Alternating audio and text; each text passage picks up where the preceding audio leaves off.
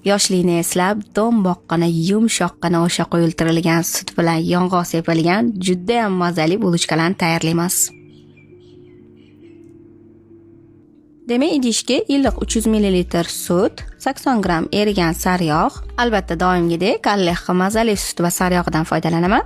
1 dona tuxum, choy qoshiq ichida tuz, 5 osh qoshiq shakar, ketidan sifatli, yaxshi ishlaydigan Beker Dream drojasidan 1,5 choy qoshiq hamda 2 choy qoshiq vanilya shakarini qo'shib, massani yaxshilab aralashtiramiz.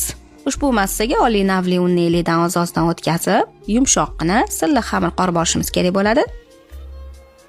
Xamirga umumiy hisobda menda taxminan 500 gram un yetarli bo'ldi.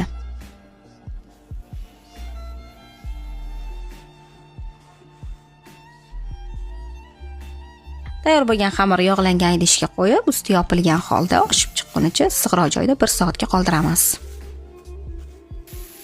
2-3 barobar ko'tarilib oshib olgan xamirni bir xil to'qqizta zuvaliga bo'lib olishimiz kerak bo'ladi.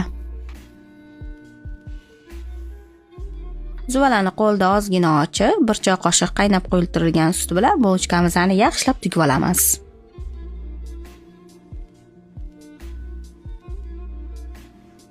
Tugilgan bulochkalar usti yopiq qoldi, yana 15-20 daqiqa oshirgani qoldiriladi. Oshib chiqqan bulochkalarning ustiga tuxum suramiz. Bulochkalar 180 darajada qizib turgan duxovkada ustilari qizargunicha taxminan 20-25 daqiqa atrofida pishiriladi. Mana bulochkalarimiz pishib chiqdi. Buni do'mboqqina yumshoqligini qaranglar. Bulochkalarning ustiga endi qo'yiltirilgan sut surib, maydalangan yer yong'oq sepamiz.